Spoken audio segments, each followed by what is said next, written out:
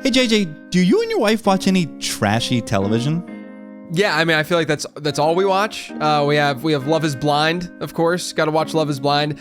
The number one, though, for me, of bad television that I'm an addict of and a fan of and have been since like elementary school, more so middle school, high school, is The Challenge. We watch The Challenge. Very big Challenge fan. But how about you guys? Johnny Bananas, OG. That's right. Legend Challenge. Yeah, right. So just like you, like stressful day, you want to just chill and watch some trash TV. So we caught the end of Love Island USA, and the reunion was last night. And I gotta say, as bad as it was, and it was bad, it wasn't as bad as the NFL preseason has been so far. I'm JJ, and I've been playing in best ball leagues for years. But there are people out there who play a lot more than I do, and there are people out there who have won a lot more than I have. And I want to learn from them. This season, I'll be documenting my journey of max entering Underdog's Best Ball Mania contest. And I'll be doing so with guidance from some of the most successful best ball players on the planet. This is the year where things start to change. This is the year where I officially become a best ball bro.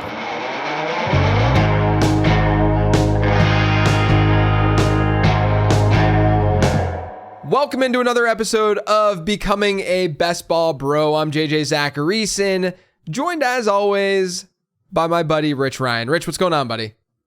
Doing good, man. Got my big high school keeper draft this weekend. Ooh, same. Most of the guys, they still live out east, so they do a golf outing. So being out in California, I try to go every other year. So this is the year I am traveling, red eye out. Nice. Thursday night. My one golf round of the year, which will go horrendously, but I'm a fast golfer.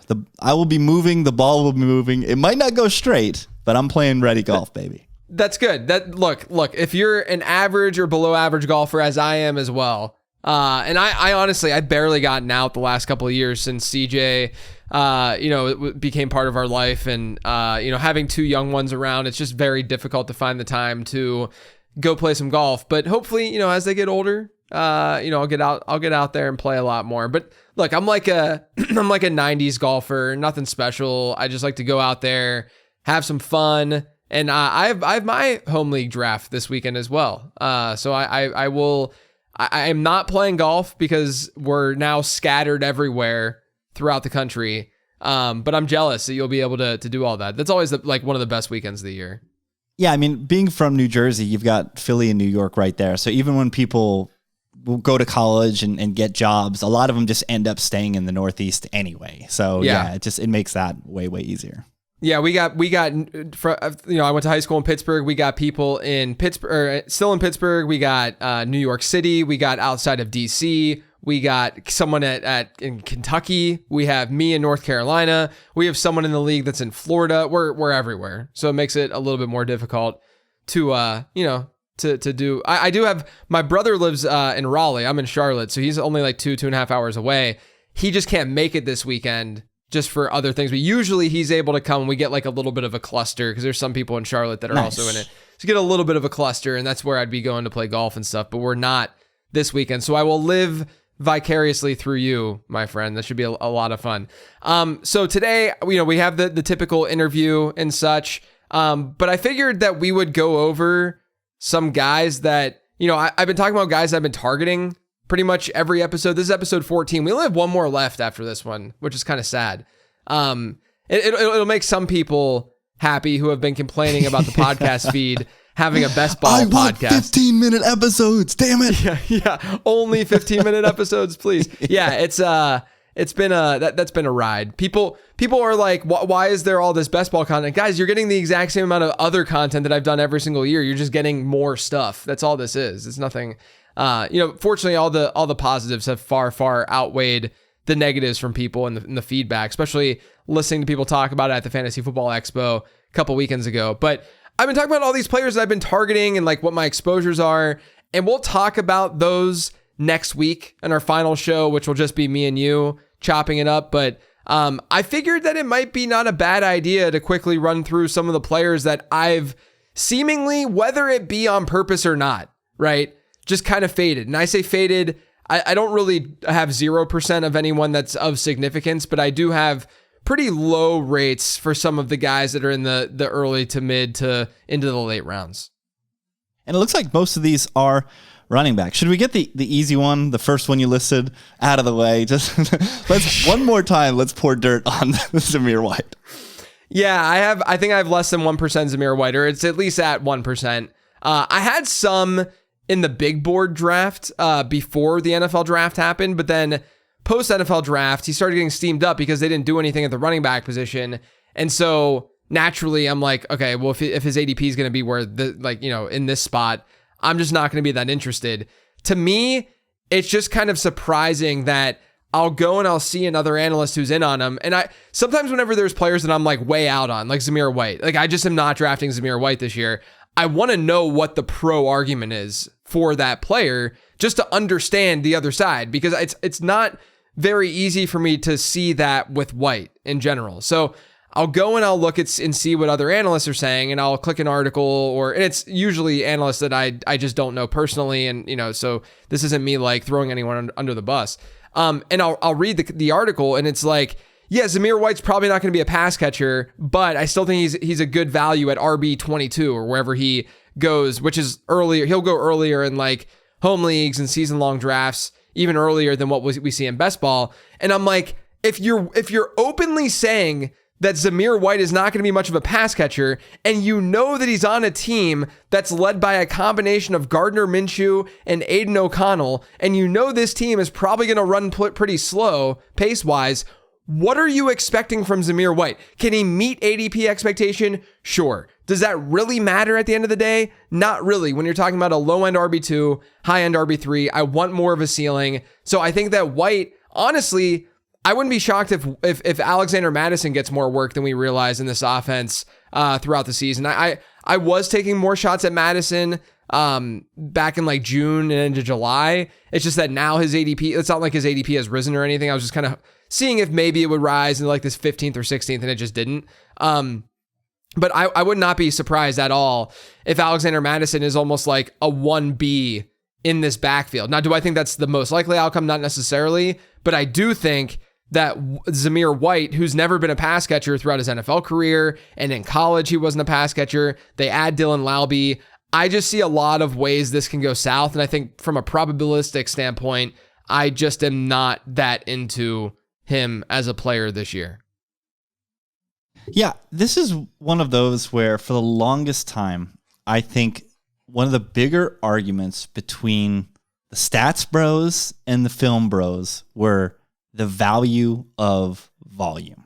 And on one side, I think there was a very stringent group that said volume is everything. And there was another stringent group that said quality of player is everything. And I think this is a really good convergence where the value of the volume matters. Now, whether that be the player is great, the situation is great, and neither of those things seem to be apparent when it comes to Zamir White. So what is the point of getting a bunch of perhaps first down running volume? There's not a lot. Right. So yeah, this seems like a pretty, especially in redraft. I know this is a best ball show, but it's like, especially in redraft, it seems like a very obvious fade. Yeah. I don't know where the ceiling is going to come from. And sure, you can make an argument that like anyone has a weekly spike ceiling, like could have a ceiling in a weekly environment, and maybe he's the guy you need week 17. All right. Like I get all that, but I'm trying to play probability here and say, I don't think he's going to have nearly as many spiked weeks as what you're paying for right now with Zamir White. All right, the first running back you joked about in one of our first ever cold opens was taking this man at ADP. It's Rhamondre Stevenson, 3% so far. Yeah, it scares me a little bit. 3% is pretty low, obviously. It scares me a little bit though, because there's some sharp people that like Rhamondre Stevenson this year. My fear though is that number one, you have an offense that's not projected to be very good, and we want to associate our running backs with strong offenses, generally speaking, right? In terms of like beating ADP, sure, he can beat ADP, but how far is he going to beat ADP? I've done a lot of research on this, and with middle round running backs who have rookie quarterbacks, they've never been true breakouts, which is, this is from a PPR perspective, so not half PPR, but a true breakout is a middle round running back who exceeds ADP expectation by 6 or more PPR points per game. It's never happened since 2014. It actually hasn't happened since 2011 with the old ADP that I would use for those studies. So I don't think that Stevenson and fading him is necessarily going to burn me. It could burn me from the standpoint of like, this hits at this time of year, sure, but that's the case for any player, that we're talking about in best ball. I just think the offense is going to be bad. And really, I don't know how special he's been as a pass catcher to warrant a high target share this year when they add Antonio Gibson. And you can say what you want about Gibson, but he is a pretty good pass catcher. And he's seen at least a 9.5% target share per game every single year of his NFL career, because that's the part of his game that's actually not that bad. Is he a decisive runner? Is he a great runner? No. I still think Stevenson is going to be the early down guy, but I have some worry about how many, what that reception upside is for Stevenson. And when that hasn't been there for Stevenson, he hasn't been nearly the same kind of fantasy asset, like any other running back, right? Like you need that kind of work unless you're David Montgomery or Raheem Mostert and you're going to score 13 plus touchdowns. I don't think that's going to be the case with Rhamondre Stevenson because he's on a New England team that projects to be pretty bad. And if they do go with Drake May later in the season, which I think they probably will end up doing, that's not necessarily a good thing for him either, from like a goal line perspective. I mean, we saw it in the preseason. Drake May's taken it at the goal line, scored a rushing touchdown. Like that can get in his way too. So I just don't know where the upside really is for Rhamondre Stevenson amongst a group of running backs that really are good. Like I love the Pittsburgh running backs. I really like taking the Cincinnati running backs. I really like taking the Tennessee running backs. I would just rather go in that direction, even though it's a wide receiver, like death pit in that area of the draft. Like there's really no one that you like. It just every time the 7th round comes up, it's just my underdog is blue. Exactly. It's just all running back. Exactly. Like if you don't take JSN or something, then all of a sudden you're like, okay, now I have to reach for Cortland Sutton, and he's not a high ceiling player. It's a little bit different in best ball with Sutton, I think, but like managed season long is definitely not a high ceiling player.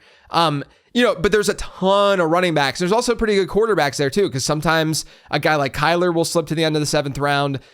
Joe Burrow's there, then Dak is there, Jordan Love is there. There's just a lot of other alternatives I just like more, and that's playing a role in the Stevenson fade. The fade is not as dramatic as it is though with Zamir White. I think Zamir White, like I said, less than 1%. I think I've drafted him in maybe one BBM all season. I'm through 131 at this point. But with Rhamondre Stevenson, at times I'm drafting him. At times I have 3% Rhamondre, but I have pretty flat exposure across the board. So that's pretty low for me in general. Yeah, I was going to wrap a bow on these two players because they're quite literally back-to-back in ADP, and you just talked about it. One of the biggest reasons is we just like the other guys around them. At running back specifically, it's the 3 going ahead of them are James Conner, Aaron Jones, and Najee, and the 3 going after them are Jaylen Warren, get well soon, my guy, DeAndre Swift, who we don't love as much, but Raheem Mostert, who is tied, again, the value of volume. The value of volume in Miami is light years better than what's available in New England. Yeah, the thing when you think about like outcomes and like higher end outcomes, and I'm not even like overexposed to Raheem Mostert. I think that he's a better pick to me than Rhamondre Stevenson. But the thing with like Mostert is how much more volume is Rhamondre Stevenson in a 75th percentile outcome? How much more volume is Rhamondre Stevenson going to see on the ground than Raheem Mostert? You might say maybe 50 more carries in like a solid outcome. And it's like, okay, maybe that's even high. Let's say 20 to 30. And that's in a New England offense where he might average more than a yard to yard and a half carry less while not seeing nearly the same amount of goal line work. Like, why not go after the players who are just attached to these better offenses, or even like, a Chase Brown, who I'm really high on and have a lot of exposure to, or even a Zach Moss. Like, is Zach Moss really that much different than Rhamondre Stevenson? If you want to, I know people are yelling at this podcast right now and saying like, yes, of course he's different because Chase Brown is more competition than Antonio Gibson. It's like, okay, but it could still go south for Chase Brown too. Like it's not a lock that Chase Brown is going to be awesome. I just hope that he's awesome based on the bets that I'm placing. But the contingent upside for Rhamondre is more carries in a bad offense. Yeah, the contingent upside for Zach Moss is more carries in an electric offense. Exactly. I just don't know where the upside is coming from some of these running backs. Absolutely. All right, let's get to 2 higher end running backs that you have lower exposure on. 4% on both Kyren Williams and Josh Jacobs. Josh Jacobs has obviously become more interesting with the Marshawn Lloyd injury, and I guess that's one of the reasons why some nerves are creeping in as we creep towards the season. Like if Marshawn Lloyd were totally healthy and I didn't have any question marks about his health, I texted Dr. Edwin Porras about this a little bit, and he's concerned about Marshawn Lloyd. So I haven't really been drafting any Marshawn Lloyd over the last couple of weeks. And I mentioned last week that I'm trying to get a little bit more Josh Jacobs. I wish I was at like 6% with him, I think, which might not seem that dramatic, but it's, it's something like to just get a little bit more Jacobs. The problem is that his ADP's risen, and like it's difficult when, you're trying to get exposure to like a Xavier Worthy and some of these like really intriguing wide receivers. And so you're kind of playing that balancing act a little bit. So I'm trying to get a little bit more Jacobs. The Kyren Williams stuff, I understand could go, like I understand both of these players could burn me, right? The Kyren Williams stuff, I've just been lower on him versus the market throughout the offseason. Within my positional rankings, it's not that dramatic. I think I still have him at like RB9 or something like that. But I mentioned it on the show, 2 months ago, where I said at that moment, I'd rather have Derrick Henry than Kyren Williams. I'd say it's probably more 50-50 right now with those two. I don't really have that much Derrick Henry either because I'm mostly going and opting for wide receivers where they go now because they're going in the early third more frequently than when they were going in the late third, where it's a little bit easier to get them. But yeah, man, I know that it can go south for Kyren because Sean McVay loves him, and it could be a very simple answer of Kyren's our guy. We're going to give him a bell cow workload. But I'm looking at past ADP, just history and trends. And what I found is RB1s, top 12 running backs who have bad prospect scores or not elite prospect scores, they generally underperform versus the alternative. And then also when a running back in the top 12 has a running back that's getting drafted relatively high in the same backfield, Blake Corum, that also limits the upside of what that running back might do. And so that's my fear, is that they use Corum, they go out, they get a guy who's kind of exactly like Kyren Williams, or the guy who matches closest to Williams in the NFL draft this year. They spend a day 2 pick on him. There's some fear that Corum ends up playing a bigger role. I actually have a decent bit of Corum too in Best Ball Mania. Oddly, I don't have him that much elsewhere. It's like all of my Corum exposure just has gone to Best Ball Mania. But I have a decent amount of Blake Corum in Best Ball Mania. I wish the exposure delta was a little bit shrunk between the two for sure. So like, I wish both of these guys were closer to like 5 or 6%. Maybe I can get it up a little bit over the next 19 drafts. But yeah, I mean, that's where I'm at with both of these backs right now. Started the summer, Kyren Williams was going nearly in the first round. But again, you nailed it. Now just 2 picks separate Derrick Henry and Kyren Williams. And even Kyren Williams himself has talked about it's going to be important to keep himself fresh this season. Like that is straight from the horse's mouth. So yeah, it's scary. If that's not changing your perspective, I'm not sure what will. All right, keeping it out in LA, my pants flew off this weekend. Thank God. Kamani Vidal rose from the dead with 2 explosive runs. I'll tell you, the second one is like exactly what they drafted him for. Yes. So they ran a off the left end, and they left the right tackle pulled. So they let the left defender sprint in untouched. And you need the back to hit the edge and get there. And he just absolutely dusted the guy. So this is exactly what we were looking for. However, you are a bit nervous that you only have 4% exposure to J.K. Dobbins. I am nervous because I think Dobbins is going to open up the season as a starter and get the most work in that backfield and get, and when I say most work, I mean just overall work. He'll get more work as a receiver than Gus Edwards will. And so I have some, I wish that I had drafted a lot more J.K. Dobbins in June, because I think now it's just really, really hard to get exposure to Dobbins based on where he's going. And part of the thesis, though, with Dobbins is the front half production might be there, but you got to be worried about what he might be able to do across 17 games, right? Coming off this Achilles, he's been injured throughout his entire career. So I think that we're in this phase, and I talk about this a lot with our guests today, but I think we're in this weird phase where we're so hyper fixated on what's going on in week 1 and week 2 and early on in the season, when that really doesn't matter that much at the end of the day. And so I have a lot of Vidal. I talked about that last week. Best Ball Mania, not as much as my overall portfolio, but still in the double-digit percentages. I feel good about how things were broken down last week with Vidal on this show, where, it was, sure, there's this risk that he doesn't make the team. There's still a risk that he doesn't make the team. But at the same time, I think that it was a little bit overblown, as I talked about last week, and that I still thought that there was at least a 50-50 chance that he would make the team, even though it was being reported that he wouldn't make the team. And then now, after this past weekend, we should feel pretty confident. So taking a break on Vidal the way that I did for a week or so and not drafting him that much, I think is okay, because now I got into BBMs on Sunday night after the weekend was over. Two BBMs, I drafted Vidal in both of them in the 16th round or 17th round. His ADP hasn't reacted. It hasn't shifted back up to where it probably should be. But the Dobbins stuff, it does scare me a little bit, because there's always the chance that he does stay healthy and he's going to get the first crack. And that's always a little bit scary if you're not, heavily exposed enough. But I'm at 4%. I'll probably, I might end up being lower than that, just because I don't really feel that comfortable drafting Dobbins, in the 13th round where he's going now. Even though I saw him in the 12th and the 11th, or maybe 12th in a recent BBM. It's just really, really difficult knowing that this is a back heavy tournament where that week 15 and 16, 17 matter just as much as weeks 1 to 14.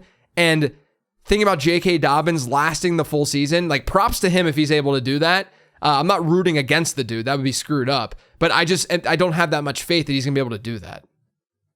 And you said last week, if you were one of those people that read that Athletic article and you thought it was Jover for Kimani Vidal, the pivot was J.K. Dobbins. Mm-hmm. So it makes sense that you're a bit nervous here if he's able to remain healthy and play into those valuable playoffs. All right, from the Chargers to a former Charger and a current New York Jet, a man who has come off the PUP list faster than Breece Hall did last year. It's Mike Williams. Are you ready? Oh, look, I do have some fear that Mike Williams ends up having a better than expected season this year, because when he plays, he's really not that bad. But the problem is he just doesn't really necessarily play all that much. He only played 3 last year. He missed games the year before that. He wasn't even that fantastic. He really hasn't given us elite, really strong production since 2021. And that's the fear. He's an older wide receiver at this point. He can't stay healthy. The Jets should be a lot better offensively. I still worry about the pace of that offense, just the number of plays that they'll run. We know that Aaron Rodgers is very methodical with the way that he runs his offenses. And so I'm just a little bit concerned. I have 3% Mike Williams. That's on the lower side. He kind of stood out when I was looking at exposures today. One to shout him out. I'm just worried about his age, his health, all the stuff that everyone else is worried about.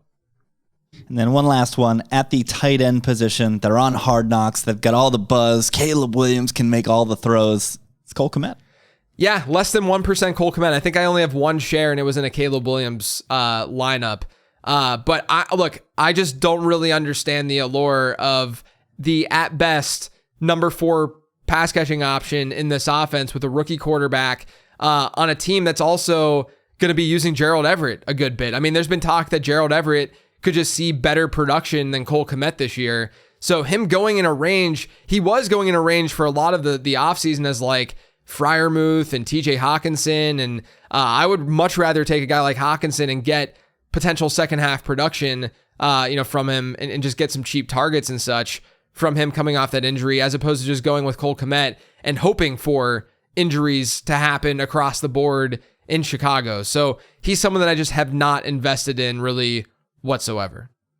Yeah, sandwiched between TJ Hawkinson and Luke Musgrave, two guys that we absolutely love as players in better offenses. I know everyone's hyped about the Bears offense, but well, I guess with Darnold, we'll wait to see, but I still believe in KOC. Yeah, same here. I honestly, I've seen, Justin Jefferson fall below like Amon-Ra St. Brown. I think it's a pretty neutral move going from what we might have thought. Wasn't JJ's value like set based on kind of the ambiguity at quarterback already? Like, yeah, I thought if we thought the quarterback was going to be good, like JJ would be more like pushing towards 3-4. Right. I was a little bit surprised that we've seen a slight shift. I mean, it's only one pick, but that's not insignificant when you're talking about a top 5 pick in the draft. Yeah, I mean, like I don't really see a massive difference between what we would have expected to see from Sam Darnold in this offense versus what we would expect to see. This is purely from a fantasy perspective, right? Like purely from a volume perspective and from a like passing numbers perspective, all of that kind of stuff. I mean, I would hesitate to look at like Nick Mullins' numbers down the stretch last year and just kind of layer that on top and say Sam Darnold can do this because the matchups were there. He did that against Detroit too. Detroit was very, very beatable. Yeah, they played some awful secondary.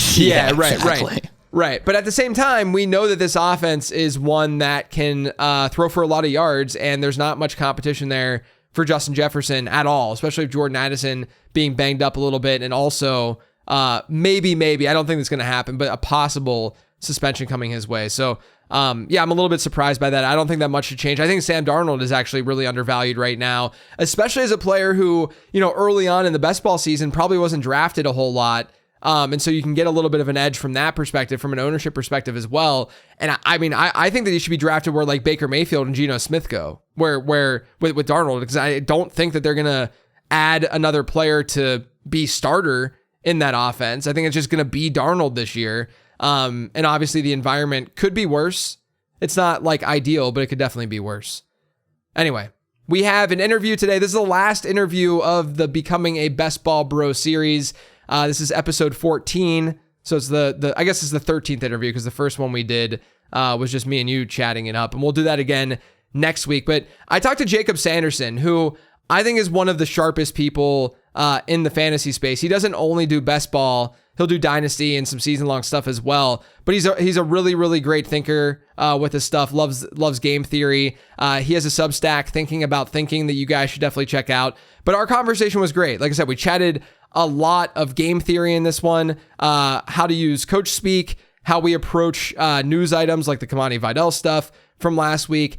We had a deep conversation about the running back dead zone, which I think that if you're playing season long, you'll even get some takeaways from that discussion. It ended up being more of like a back and forth conversation as opposed to me just kind of giving questions, which is what I like more whenever I can chime in a little bit and we can go back and forth and just discuss the item. So hopefully you guys enjoy the conversation as much as I did. Without further ado, here is my talk with Jakob Sanderson. This episode is sponsored by Underdog Fantasy. There's no better place to play best ball than at Underdog. There are leagues starting all the time, and you can choose whether you want to do a slow draft or a fast one when entering one of those leagues. And you don't just have to play Best Ball Mania to play best ball at Underdog. There's a wide variety of contests to choose from. You can even check out Underdog's other games as well, like Pick'em. Right now, you can get in on the action with a deposit offer and free copy of the late round draft guide just by signing up and depositing. Just head to UnderdogFantasy.com or download the Underdog app. When you sign up, use promo code LATEROUND and make a deposit for a deposit offer and a free copy of the late round draft guide. Again, that's promo code LATEROUND. Now back to the show. So Jakob, we get beat reporters and reports this time of year where they project their 53-man rosters. Last week, we had that crazy situation with Kamani Vidal. Daniel Popper had that article come out where Vidal did not make the 53-man roster. Talked about it a little bit on Becoming a Best Ball Bro last week where, I was a little bit iffy on what that really meant and whether or not he really would make that roster. I was more on the optimistic side than others, but when something like that happens, are you then sort of auto fading that player? Does it depend? Obviously, it depends on the situation and sort of where you're drafting that guy. But do you lean into uncertainty more so in those situations in best ball? Or do you say, hey, look, there's some legitness to this report, and I don't necessarily want to draft this guy anymore. I think it's case specific every time. I think you do want to lean into uncertainty in some spots. This was a spot where I thought it was justifiable to get scared off, at least on a temporary basis. Mhm. Like, realistically, in the grand scheme of this tournament, what does it cost you if Kamani Vidal ends up on the roster and you just took a week off from drafting him in like the 14th or the 16th or the 17th or whatever? And then, okay, so then he looks more secure. You have to go back to drafting him in the 14th instead of getting him in the 16th. Right. It's like, that's not a very large cost to me. And in a redraft setting, it's just not a very large cost to have your 15th round pick get cut. But in a best ball setting, it really is when you have that massive goose egg on your roster. Like, I remember having Ronald Jones on the Chiefs on some teams like a while ago. And it's just like, that's just like a completely dead spot, right? So I do think you want to try and stay ahead of the game to some degree if the risk looks that dire. And in this spot, like, I don't know, I liked Vidal as a prospect, and right. I know that you did as well. Yep. I thought he was undervalued by the NFL relative to being a 6th round pick. But by that, I mean, like, I think he should have been like a 4th round. Like, it's not like I was like, this guy's a superstar and he's the second coming and I have a ton of conviction about this guy, right? So I think it's a little harder when it's already kind of a thinner bet. And if we're just not getting any sort of reporting about a certain guy, like, do I want to be there saying like, no, like, I know better? I struggle with that. But if people did, I think they probably win out. I would say he looks far more favored to be on the roster at this point. Yeah. The other thing too, is that I have found more anecdotally that with a player like Vidal, for instance, because I agree with you. That's the exact approach that I took. I talked about it last week where I'm like, I'm going to not draft him right now because that would be insane to continue to just like draft him in the 14th plus, rounds after getting an article and report like this, because what is the true equity gained at the end of the day? Right. Yeah. But I do think that what's interesting is that when we do get sort of the contradiction to a report like that, which in this case, I think the contradiction is, number one, Popper came out then yesterday and said, hey, he's on my 53 man now, right? But also we saw Vidal in action finally because and he looked good. He's no longer hurt, all of that. And immediately I did 2 BBMs on Sunday night and I got Vidal in both BBMs because his ADP didn't necessarily reflect what we saw over the weekend. And so I think that if you're in that state of like fading the player for that brief period of time, you can still, if you react quick enough, you can still get them at that decreased cost. Because I got him in like the 17th round in both drafts, right? Where I think he probably should be in that like 14th, 15th round range. So I'm getting, a couple rounds of equity. It's not very significant. I've always said, like, I haven't really found a difference between like a 15th rounder and an 18th rounder. But, at the end of the day, like, you are still gaining some of that. And so I do think there might be a little bit slow of a market correction, if you will, whenever we see a guy tank. It's not just going to be an immediate, like, unless something crazy and obvious happens, it won't be as like of an immediate spike back up. But you mentioned something specific here about taking a 0. You took a 0 with Ronald Jones a couple years ago when he was on the Chiefs. Are you a believer? Because, like, to me, in redraft, as you noted, a guy like Kamani Vidal, even when all of this was going on, I was still telling people to draft him in redraft because it did not matter in a managed season-long league, right? But in best ball, it's a little bit different because you don't have the waiver wire. You're not making up for those zeros on your roster. So are you a believer that one of the sort of core goals of best ball is to avoid zeros at all costs? Yes and no, but I do think in these teams, I think every player serves a different purpose, right? And I think you have to be a little bit more careful in terms of how you're constructing the texture of your roster versus redraft, where, like you mentioned, redraft for me, after a certain point, it's just like, what's the highest upside player remaining, and just full throttle, pedal down every single time, basically over the last half of the draft, right? One guy that would be an example of someone that I'm pretty interested in taking in redraft that I've been more skittish about in best ball is J.K. Dobbins, Vidal's teammate, where, like, in redraft, to me, watch him the first couple of weeks. He's probably going to play, and then just see, like, does this guy look any good or does he look totally cooked? And if he looks cooked, then you cut him and it's really not a big issue. You probably spent 13th round pick on him and you'll bring someone up off the waivers. But if he's totally cooked in best ball, and he's just not a factor down the stretch. Like, that has some legitimate harm, because Mike Leone's done a ton of great work on this. You're really benefited by how many different permutations of the 8 players that ultimately end up on your roster you can make with your 18 players when you get to the playoff rounds. In part just because it makes it easier to score, in part because when you look at the teams come week 17, and like, Leone's done this thing where he'll run the simulator and he'll show the equity of each team going into week 17. And what you'll usually notice is the teams that made it with more zeros probably had to rely on the most conventional big hits in the previous weeks, which means that they're very highly owned going into the finals. And if you only have 14 active players and like 6 of them are 25% plus owned, it just leaves you with very little margin of error for how you're going to pull away from the field, because everyone that you can benefit from, everybody else benefits from, that they have more levers that they can pull. So I do think that it matters. But my caveat to that is, I don't think that means we want to be drafting fearfully. Yeah, I don't think that means we want to be drafting with, we can't take any rookies. We can't take anybody that might have like, that stuff to me is going too far. When you look at who's had the biggest spike weeks, and I did an article earlier on Thinking called "What If He's Not the Guy You Need?" which was, I looked at all the people that had done 25 plus points in the best ball playoffs. And what I found was primarily these were players that had also been hit season long, or those that hadn't had a history of being big hits in previous seasons. So like someone like Devontae Adams last year, for instance, not a great click over the course of last season, but nobody really went into week 17 doubting that Devontae Adams was capable of a massive performance in a given week. Right. And so I don't think you want to be deferring legitimate breakout bets, which are usually rookies, second-year players, contingent upside running backs in late rounds, to just draft like an entire team full of route-eating wide receivers who probably don't have that type of upside. But at the same time, you probably want to mix in some of those guys, right? I draft a ton of rookies in the mid rounds. It's just always been sort of how I build my teams.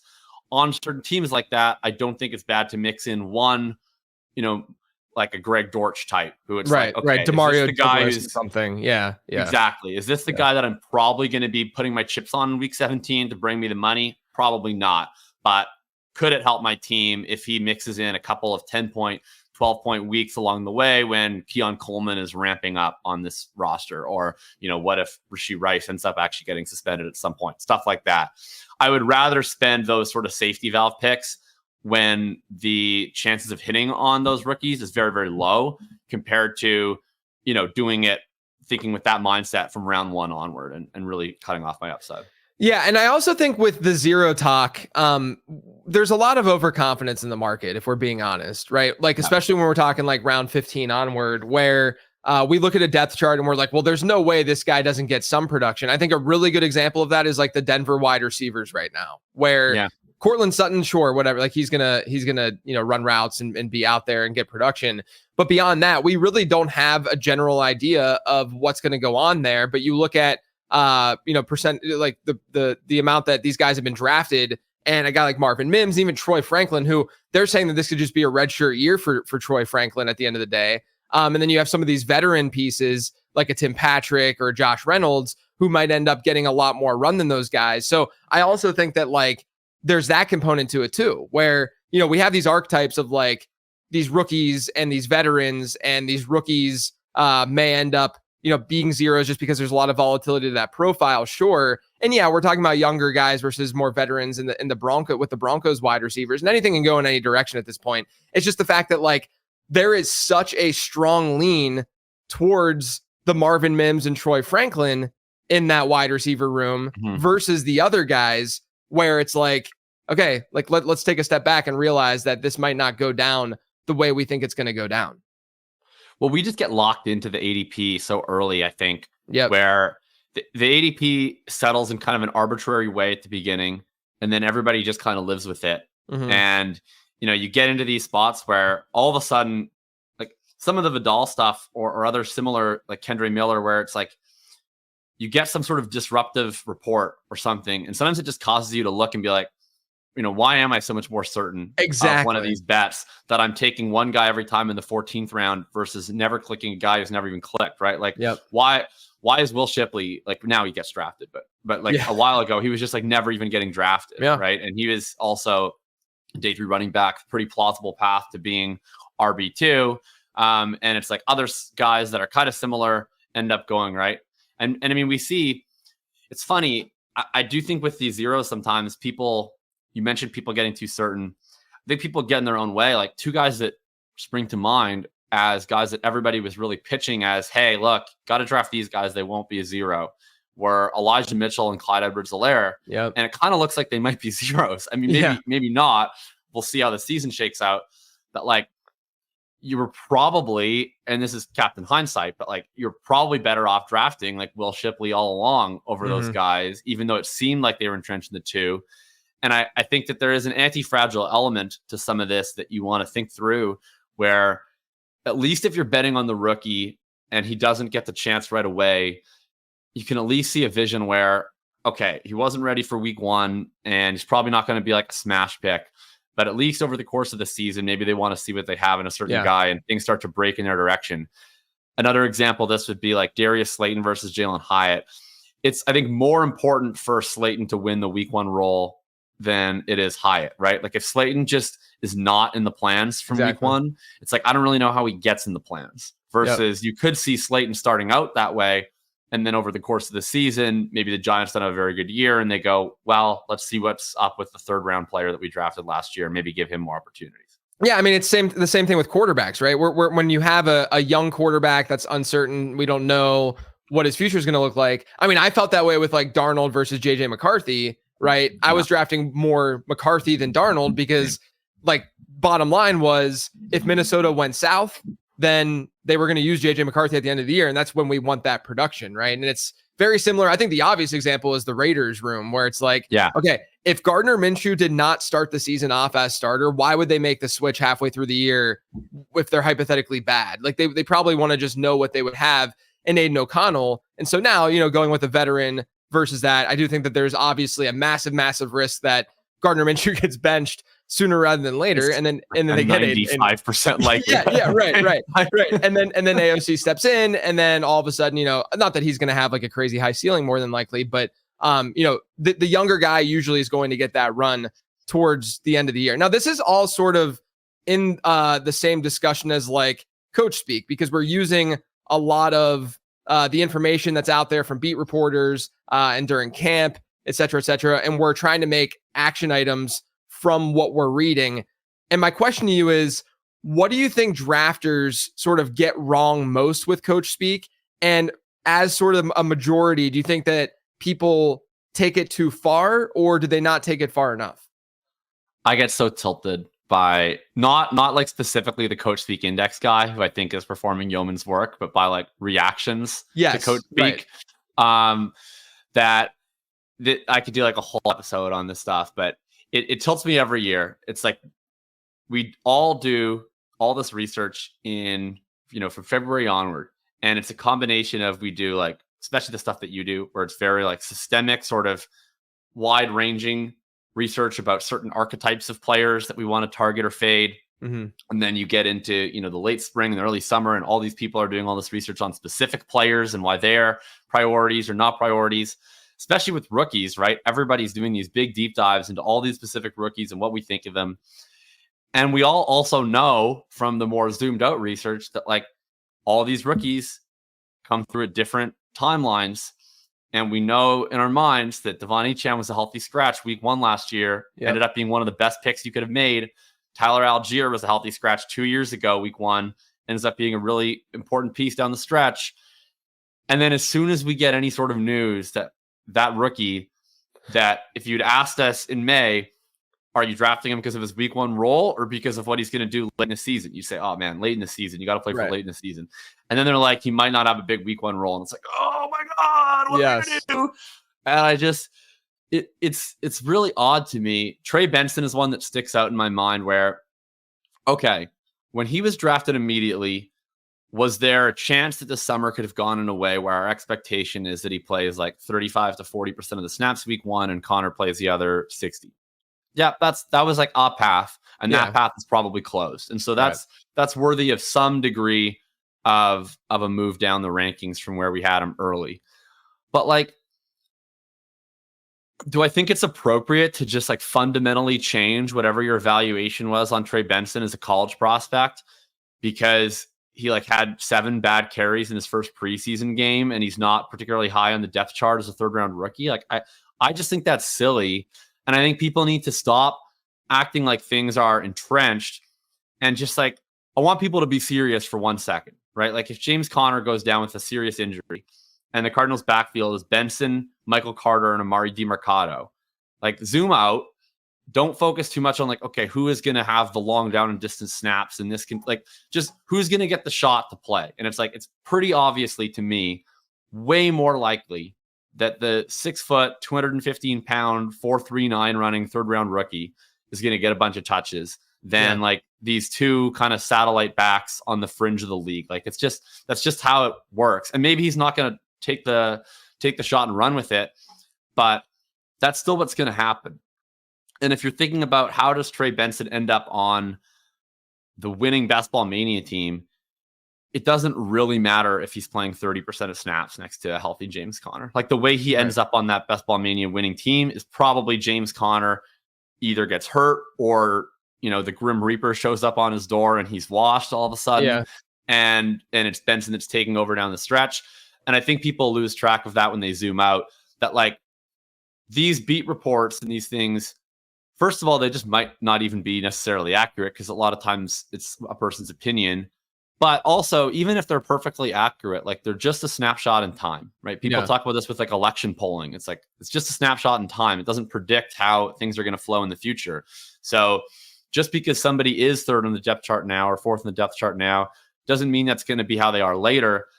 I think you take this coach speak stuff seriously when it comes up, especially with more veteran players, especially when it's more negative towards those players where usually you get more deference to them. But for rookies, I really think if a rookie starts to dip and it seems kind of arbitrary, I would want to be the one buying into that as much as I can late in the season on guys like a Benson. Yeah, I couldn't agree with you more. I think the rookie stuff is just so ungodly important to drill down into and to talk about because I even saw, you know, a report, I think Pat Thorman had tweeted it. He didn't have an opinion with it. He was just tweeting it about Tyquan Thornton potentially playing the X and starting for the Patriots this year, right? And I saw some responses about, oh, this is horrible for Javon Baker. He must be really, really bad if Tyquan Thornton is going to get run over him to start the season. And, you know, I kind of just like relay it back to anything that you do in your regular life. Like, let's say that you're going to train for a half marathon, right? I trained for a half marathon earlier in the year. And when you first go out and you start running, you know, if you're not used to longer distances, you're not going to be very good at it, right? But as you just get more reps and you do it more and more, eventually you're like, oh, I can run 13 miles. This isn't really as bad as I thought it was going to be. And that's exactly what happens with younger players in the NFL. Some of them can step in and immediately adapt. They can immediately go out for that run and run 10 miles and feel fine just because they have the mentality and they had the body of work. And we just didn't realize they had the body of work. But there's going to be some guys that just need some time to ramp themselves up. And you hope in this instance where we're talking, you know, best ball and such, and really in dynasty too, because we want them to hit immediately, you know, just from an asset valuation standpoint, you know, you hope that they can do well during year one, but it's not always going to be at the beginning of the season. And there are also coaching biases where coaches just don't want those guys. I mean, Justin Jefferson wasn't a starter to start his NFL career, right? Like it took them 2.5 weeks, 3 weeks to get him in the starting lineup. And then he breaks records after he gets in the starting lineup. We have to take it a step back and take a step back and realize that there are a lot of factors as to why this player or this player or this player or this rookie is not getting run, you know, to start the season. I think the Devon Achane example is just brilliant, right? It's like the dude was a healthy scratch. Everyone was dropping him in their fantasy leagues. And then he becomes a league winner at the end of the day. Yeah, it's just every coach is going to handle these types of situations in their own way, right? And it's going to depend on the backfield. It's going to depend on the player. It's going to depend on if they miss some time. But I think you just need to give it a little bit of patience. And the other thing that people can get trapped in is, especially when there's like players that we know aren't good and the coach speak is very positive on them having a role. It's like, how many times is it that we see these players get in these roles and then people are like, wait, do we have to draft this guy? And it's like, usually you probably don't have to draft this guy, right? Like, like we know who Tyquan Thornton is at this point. I'm pretty confident he's not a draftable player to me. Like we've seen it, and it's not very, very good. Same thing with some of the Denver receivers, right? Like to me, if you think that like they're going to be running Tim Patrick and Josh Reynolds on every route, right? The answer to me isn't fill up my Tim Patrick and Josh Reynolds bags. It's like I'm kind of taking another look at Cortland Sutton and going like maybe he's earning more targets than I thought, right? Like Yeah, if he's playing all year next to these guys, or like, man, I thought they were going to throw 80% of their passes to running backs, and maybe it's going to be 85% of their passes to running backs. Exactly. So it's stuff like that too. And also, I think people should just kind of pay attention to how good players look too. Like that's kind of what's more important. I think that sometimes people forget that the coaches are probably also caring about that, and not just stuck on whatever their depth chart was in the second week of the preseason. Like HM was an example of this last year, where people were knocking him in the preseason for playing, behind Jeff Wilson or whatever. But like, I think people were forgetting, or Salvin Ahmed. People are forgetting, like, he actually just looked really good in preseason. Like, he had a few big runs. He was used on these angle routes out of the backfield. To me, it was like, okay, yeah, he came in the second half, and that is probably says something about his week one role, but they're using him in unique ways. He looks really good at football. Like, to me, I think you want to buy into that stuff. So, like Jermaine Burton would be another example of that too, where he was just plummeting after week one of the preseason. And I get it to some degree, but I kind of got more excited about drafting him. Like all we had heard from camp was that he was behind Yoshivas. So it wasn't really all that odd to me that he then looked like he was behind Yoshivas in the first preseason game.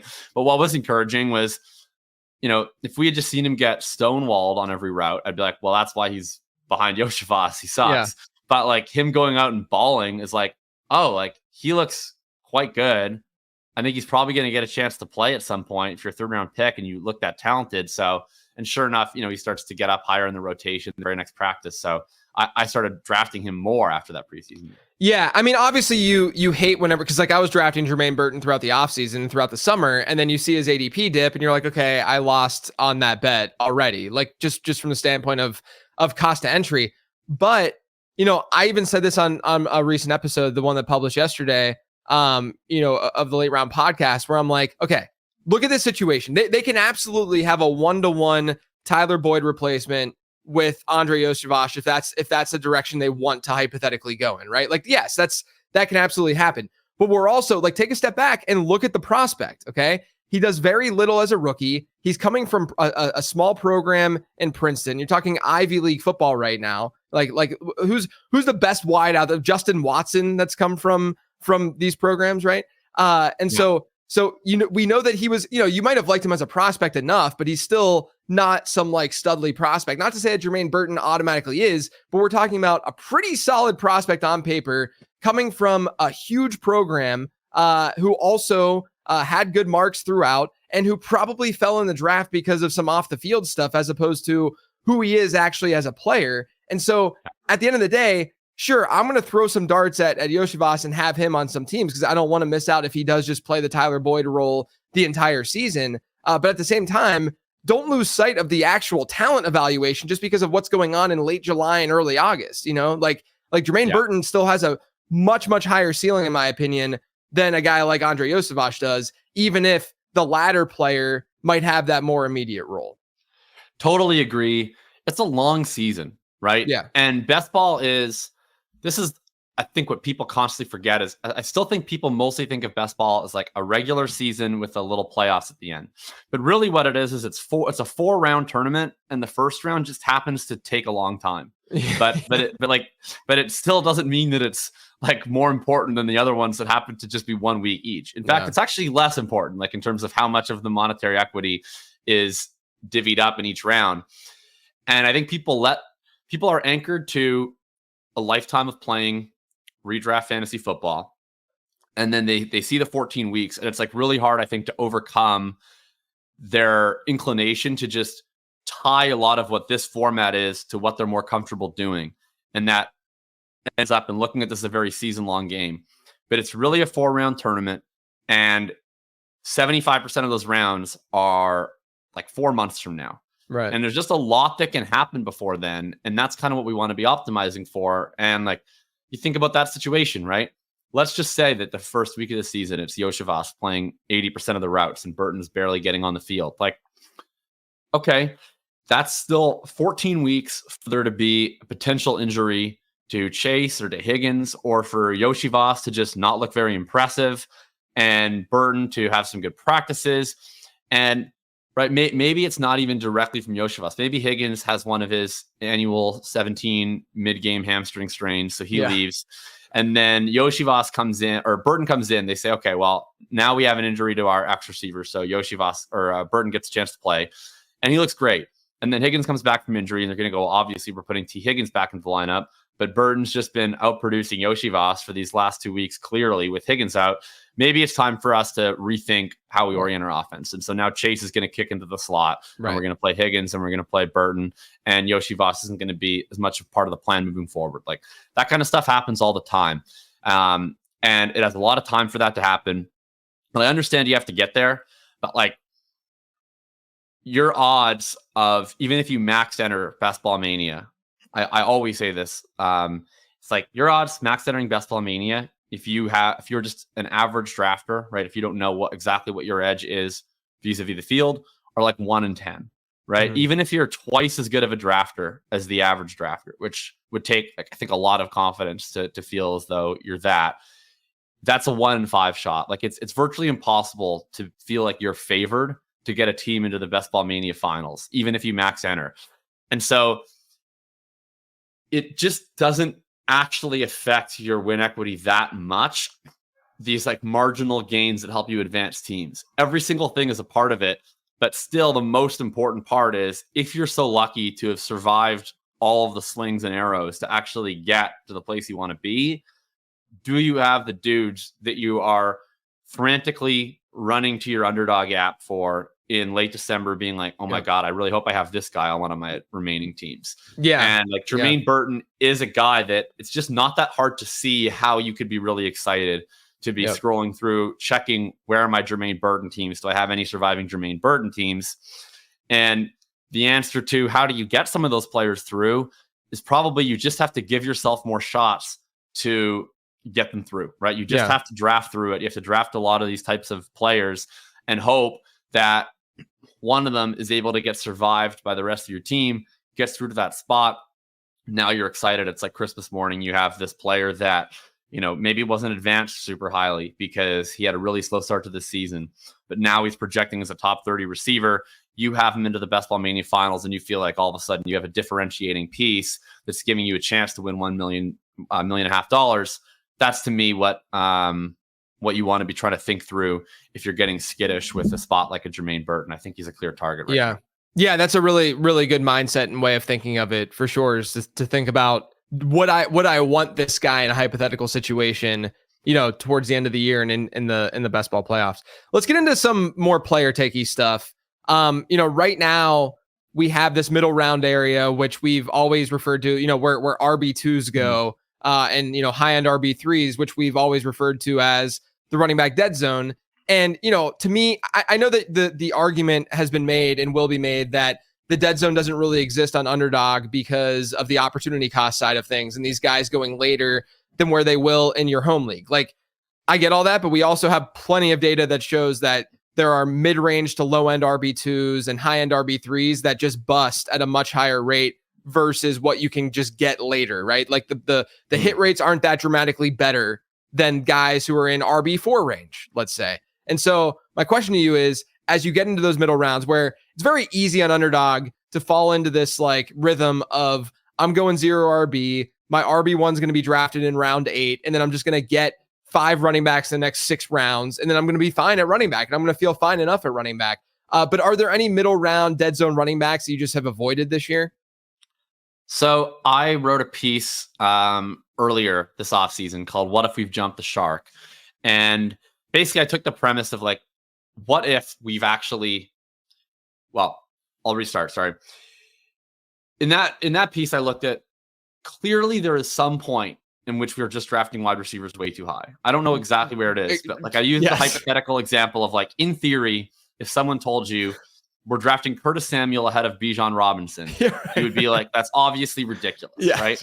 And so somewhere between what happened last year and that hypothetical is a point in which you need to fill your wide receiver depth before. And so even if wide receivers are being drafted where they're projected to score fewer points, you still need to start 3 of them, all that type of scarcity stuff that I believe, for what it's worth, there's a certain point where that argument just doesn't hold weight anymore. Yeah. And I don't know exactly where that point is. We might have hit it. I'm not sure if we did.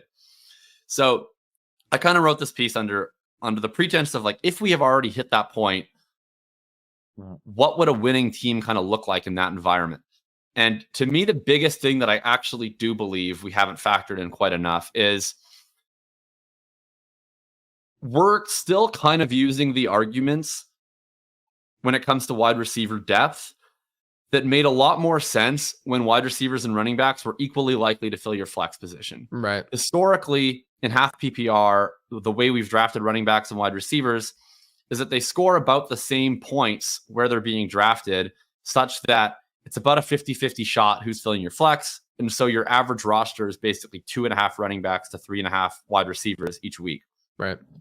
At this point, that's just not the case. Like, I graphed out sort of the expected half PPR points per game finishes for running backs versus wide receivers based on where they're being drafted. And it's just true. Like, I have to give this one to the running back bros. Like, the running back you're staring at is projected to score more points than the wide receiver you're staring at most rounds. That's not the end all be all, but it is just true. And so I think it's probably more likely that running back in the flex ends up being a more optimal way to do weekly lineups most this year. All that being said,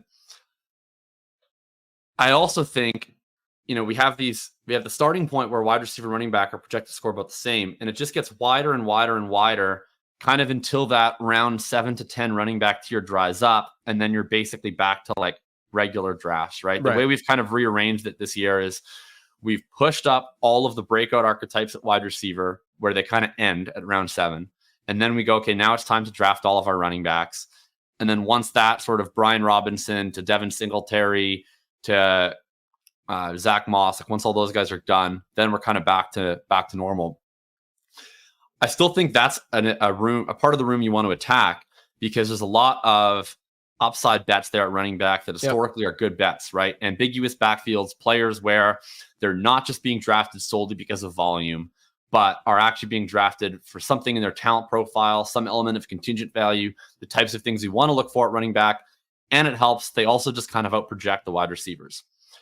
So I don't think it necessarily behooves us to go and just draft a bunch of these early round 2 running backs where the wide receivers actually aren't projected to score that many fewer points. Like, if you think of this from a comparative advantage economics lens, right?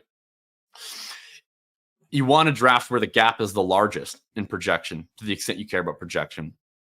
And if I'm trying to think through how do I add running backs in my flex, it's what if I just sort of start a little bit earlier than the standard 0 RB roster that you laid out. So that does mean being open to the possibility of mid-round running backs. Mm-hmm. And the running back dead zone is an interesting discussion to have these days, because it's so different, where I think the dead zone now is and probably always was less about don't draft running backs from this round to this round, and a little bit more like, what are the types of running backs that are bad bets, and what are the types of running backs that are better bets. And it just so happened that historically those bad bets kind of collected in the same area of the draft at a really high rate.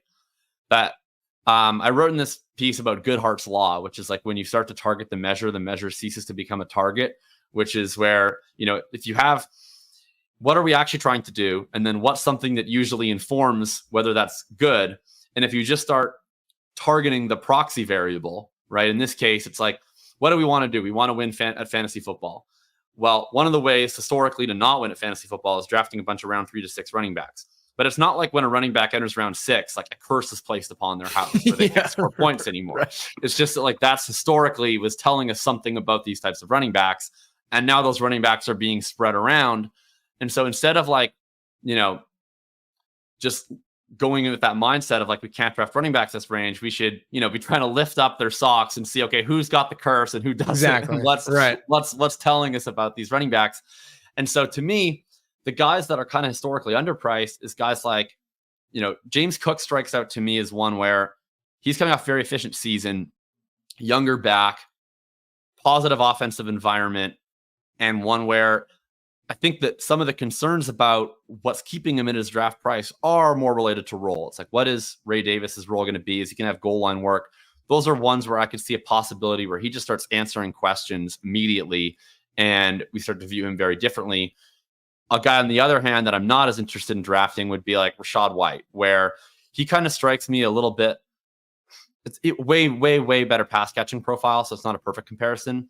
But he strikes me a little bit as the Miles Sanders from last year, where we have this guy who's kind of somehow been unaffected by everybody else disliking these mid-round running backs, and he still kind of goes where he used to go. And with White, it's a trickier case because the pass catching upside is very real. Yeah. But, Sam Sherman had a chart that showed like the career rush yards over expected of all of these other top 6 round running backs, and everybody else above the 60th percentile. And he's like below the 20th. And, there's some offensive line stuff to that, but I do think he's one where volume is not being priced at a premium in drafts this year. You can get that later with other guys. And if he starts to lose any of that volume, he sort of immediately starts to lose his appeal, where you start to go from 80% snap share Rachaad White down to like 60% snap share Rachaad White. And then he's just kind of indistinguishable from Devin Singletary almost immediately if you come out from week 1 and you start to see that happen. So he's probably been the one that I've had the full fade on. But generally speaking, I'm trying to target like the younger running backs, the more explosive running backs, the ones that I think blend a little bit of a workload with that talent upside. Ken Walker has been another one that I've really been hammering. And, now we're getting sort of some coach speak, which obviously I pay more attention to, and it hits my priors directly. Yeah. I mean, to be fair though, with the coach speak stuff, I would assume that you pay attention to coach speak more with running backs than wide receivers, because at the end of the day, like I've talked about Walker now basically every episode that I've done over the last 3 weeks, I feel like, right? Where I was sort of not fading, because I don't think that's the archetype that you fade in best ball in general, the big playability and all that. But I was much more into Zach Charbonnet. I was drafting a ton of Charbonnet in early and mid-July, and he was at one point my highest rostered player in all of best ball. And it was a bad read on the situation, because I think that there's a very real chance that Charbonnet just like, to me, Charbonnet has ended up being like the Trey Benson, where it's like, okay, you drafted them thinking that they might have that like immediate role right away in some sort of a split backfield, but they've turned into just really good handcuffs, which I still think is not a terrible thing to have in best ball. Don't get me wrong. Like it makes those guys less attractive in like a season long environment, right? Where you have to actually manage and you care about your bench spots, all that kind of thing. But yeah, like the coach speak stuff with Kenneth Walker, I think is really valid, because if a coach wants to throw a dude on a football field and use him as their RB1, if they say we want to split this backfield or we don't want to split this backfield, that matters. And everything out of Seahawks camp right now is that they want Kenneth Walker to be a 3-down back. We got new information, then you adjust your priors a little bit. And the fun thing with Walker is like he's better than DeAndre Swift, I think, but they have some similarities where all of his strengths are very fantasy friendly, and his deficiencies are the kind of things that NFL coaches usually care about more than we do. Exactly. So if an NFL coach is coming out to us and saying like, I don't actually care that much about this, I'm like, works for me, man. Like, yeah, that's a good point. If you actually would rather play the explosive player who's occasionally going to have more 5-yard losses than we would like, then I'm not going to really sit here and argue with you. Now, it's also possible that they look in camp and Ken Walker looks way more explosive than Zach Charbonnet because he's way more explosive than Zach Charbonnet. Like he's a camp guy, right? Like right. Walker, and then they get him on the field and they're like, hey, Ken, like that could have been a 2nd and 8, but it's 2nd and 16. Yeah, like exactly. maybe have a seat here, pal. Like that's totally possible, right? DeAndre Swift has been, his entire career is coaches having, I can fix him energy, and then like immediately realizing that they cannot fix him and don't want to try. So like, I'm not gonna race to the victory lap already on Ken Walker. We got 17 games here, but I do think it's an example of there's at least like the main question I would try to ask on some of these mid-round running backs is like either A, is the price on this volume just like unnaturally inefficient? Like almost all running back volume is priced where the projection is underpriced this year. So compared to other running backs, do I think this running back's projection is particularly underpriced? Or is there some element of question that could be answered where we look at this running back, we get that affirmative answer, and immediately we know they're 2 rounds underpriced, right? Like something like, what if Ken Walker plays on pass downs? What if James Cook plays at the goal line? Those are the kinds of things where it's like, oh, had I known this, I would have drafted this guy in round 3 and not in round 5. That's kind of the spots where I'd be a little bit more inclined to take stabs and get started on that running back room a little bit earlier. Yeah, I like what you said at the start of this about, the running back dead zone being this like this group of players that we just kind of see as this. It's like a homogenous group of players, right? Like everyone just kind of views them the exact same from one back to the next. When I've done research on it, and I did a podcast on this years ago, and I wrote about it even in depth in this year's draft guide. But for instance, in the dead zone, in the traditional dead zone of what we've always described as the dead zone, which is like it really hits at mid RB2 and it goes into like mid RB3, and there's not a big difference between a low end RB3 and a high end RB4 versus a low end RB2. And in terms of rounds taken, that's like in some drafts will be like a 4-round difference. So there's no reason to reach for that player. But if you look at rookies in that low end RB2 range, they perform like late 2nd round picks at the end of the day, right? Like there are, or just general pass catchers, right? Like it's just that there are these archetypes that then stem and get forced to this area of the draft. And maybe eventually we'll get to a point where, those archetypes just are scattered and placed where they should be placed, which is what I think the underdog market has done a really good job of this year in particular. Like there's still some guys, like for me, I haven't drafted like Zamir White anywhere, right? Like it's just, I don't, he's not a guy I've been drafting. Right. I don't really see the upside case. He's not a pass catcher.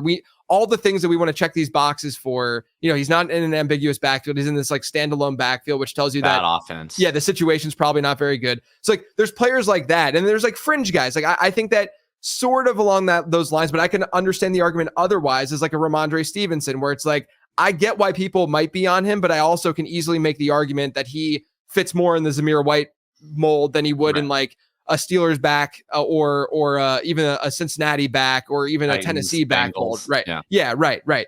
And so we're going after these ambiguous backfields for a reason. And like, there are very clear players in that range that to me, based on history, based on ADP trends, says you got to attack those backfields at the very least, right? You got to go after Cincinnati, Pittsburgh, Tennessee, and just do it relentlessly, because sure, there's the most likely outcome is that no running back emerges from those backfields, but there is a very good chance still versus what you would be getting elsewhere that someone from those backfields are going to emerge. Now, I don't know if we're at the point of like of being perfectly efficient. I don't think we're ever going to necessarily be at that point, but we are, to your point, to start all of this, we are in a place where, it's not so obvious. We're not getting the Mike Davises and Myles Gaskins anymore, really, that are getting lifted to that degree. And maybe it'll change a little bit in home leagues and in season-long leagues and managed leagues. But I do think the dead zone does look different, at least on like an underdog, and even in the general market, even in those home leagues and stuff. And maybe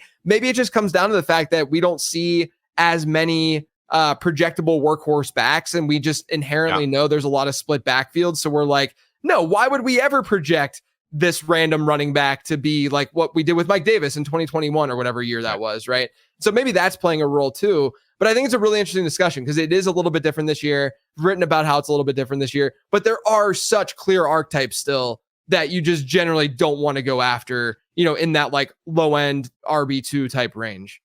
Totally. And the one thing I'd add is not only are we not drafting Mike Davis's and Myles Gaskins as high anymore, but we're also not drafting like Alan Lazard's and Russell Gage's in that range anymore. And we are drafting the Worthies and Adunze's and Thomas's way higher. Yeah. And it's like, I wish that, we could go back and draft those guys in round 12 and draft, running backs earlier or whatever. But if this is how the market's going to present it to us, there are still a finite number of players that really project to be breakout high impact fantasy options in this tournament, right? We play a power law game, and the projectably elite scorers get priced up at the very start of drafts. And after that, the way to increase access to meaningful ceilings is to take on meaningful downside and to take on wide band archetypes that have some sort of concerns about things that we don't know about them, which usually means rookies, which usually means running backs and split backfields, all this stuff. And it's like, I wish the market would give us round 13 savior worthy, but if they're not going to, that doesn't mean that I just want to build teams that don't have access to those high percentile outcomes. Like it just means I have to draft them when they come, which means probably looking at running back later when the opportunity cost ends up being a lot lower. And the last point I'll make on this is like, I don't really love being a person that has to go and defend projectable volume at the running back position, but there is a little bit of a difference between best ball and redraft, I think, where I've always had the attitude in redraft. It's like, I don't care about a 12-point RB2 because my 12-point RB2 is going to be like insert future name here, right? Like I wrote a column for 2 years called The Hitchhiker's Guide to Running Back, where like the goal was on a weekly basis, I would just pick RB2s to stream based on waiver availability. And like pretty consistently, we could stream a low end RB2 just by like, and I had like similar to what you had done with quarterback and tight end with Denny, is like, I'm putting on like unnecessary restrictions on myself where it's like, like I can't just pick an RB2 and then just start them every single week. I have to like after they hit RB2s. So it's like quite painful. And that's not even how you have to play fantasy. But like in best ball, you can't really have insert RB2 here, right? Like you actually have to pick the players that are going to become that RB2. So that's not an argument for drafting Brian Robinson in the 4th round, like we might have had to do years ago.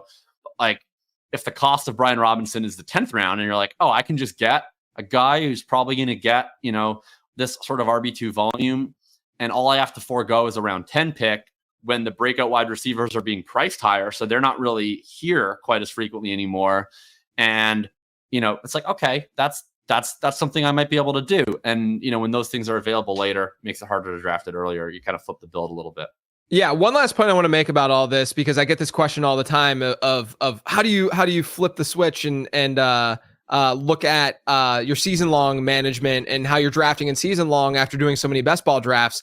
And, you know, obviously, you know, as an analyst, you just have to do that because you want to be good as an analyst. But I do think that there's so much you can learn from the underdog market for your season long drafts. And what you talked about with like the Xavier Worthies and Brian Thomases of the world is the perfect example of that. Because even still, if you were to compare where these guys go in a best ball draft versus where they go and where they're even ranked by Fantasy Pros rankers right now, there is such a big gap between those kinds of players in particular, like those rookies, that rookies are still undervalued in a managed season-long league by a pretty dramatic amount. And you can spot that. Yes, I'm going to sit here and spew that every single week on my podcast, and you guys are going to get annoyed by it. But you can also just go and look at Underdog ADP and how Underdog drafts are going down and find that yourself and realize, whoa, it's really weird that Roma Dunze and Xavier Worthy and Brian Thomas are going around some of these like pretty, you know, like a Chris Godwin type or like a, you know, some of the running backs that we were just talking about or like a George Kittle. And people are going to be kind of shocked by that. But when you look at history and when you look at how these guys hit, we're not saying that all of these players are going to necessarily hit, but there is a pretty good chance that we're going to see one or two of them have a really underrated, you know, right now undervalued season. And so that's why you can actually take a lot of these best ball principles and translate them to more of a managed season long environment. So I think it's a really, really good shout to make because that question gets brought up so frequently. I know that we have a lot, or we got a couple more questions, but I just want to get to one more because, you know, I think that folks always want to hear stuff like this. Who have been some of your favorite last round clicks recently? Because there has been such a changing environment with training camp and the preseason happening and beat reporters saying what they're saying and coach speak being what it is. Who have been some of your favorite last round picks in these drafts? For sure. So the first thing I would say to anybody is if you're looking at good options to click in the late rounds right now, kind of going all the way back to what we said at the beginning of the show about how we sort of get locked into these arbitrary ADPs. we don't know that much about any of the last round picks in terms of who's going to hit. But one thing that we can control is what their rostership rate is going to be, right? The one piece of valuable information that we have now is through the 70 to 75% of BBM drafts that have already happened. We know who are the guys that have been drafted all season long and who are the guys that weren't or only started getting drafted recently. And that makes a big impact, because if you just assume that your 18th round pick is going to hit in a big way and that you're really excited about them on your roster going into a final, I would rather take a shot, all things being equal, between the bets. And most of these bets are kind of equal because they're all kind of crapshoots.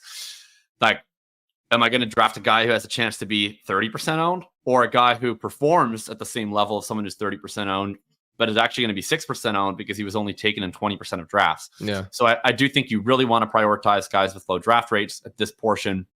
So favorite running back pick, Will Shipley. He was a guy, if anybody followed my Dynasty content, they know that I was constantly podcasting and writing about Will Shipley all spring. I was really bummed out when he went to the Eagles, a team that doesn't really throw to running backs, which is to me the biggest strength of his game. But all of the camp stuff has been really exciting. This is another one where week one opens up. It would not surprise me if Kenny Gainwell's the one taking the 15% of snaps he doesn't get. But I don't really care about those snaps. If Saquon Barkley is to go down and Kenny Gainwell and Will Shipley start to play in some form of split, I just know the horse that I'm betting on between those two in terms of who has more upside to start to take over spots in that backfield. I think he is just frankly a good player in my view, and a really well-rounded running back who could grow his role. And everything we've heard out of camp on him has been really, really positive. A wide receiver that I'd be looking at is Jalen Naylor. He's kind of a dude that will show up on a lot of PFF yards per route run searches from 2 years ago if you don't set the target threshold high enough. Because he was so efficient on 4 routes, something like that. A player that I thought was a reasonable sleeper coming out of college, kind of like the Yoshi Voss example, where kind of an unheralded prospect that had some interesting production and then steps into a spot now where it's a pretty barren depth chart. He looks like the wide receiver 3 for the Vikings, and Addison has both injury risk and suspension risk. So it's kind of possible he could even be the wide receiver 2. And at least until TJ Hawkinson comes back, they have no meaningful target earner at tight end. So I think there's a pretty decent vacuum for someone to step up next to Justin Jefferson in whatever games we get Jordan Addison. He's another one that is super, super low drafted. And if you happen to get Darnold stacked with Jefferson and then you add Naylor, like Darnold and Naylor's cumulative draft rate is really, really small. And I think you can take advantage of that with both of those guys. So those would be 2 I'm looking at. The last one I'll give a tight end to is Theo Johnson is another one who wasn't getting drafted super highly. He's already playing the plurality of snaps for the Giants. Athletic dude. Really, you have no idea if he can play football, but big target vacuum on the Giants behind Malik Neighbors. And I think he's an interesting guy to mix in.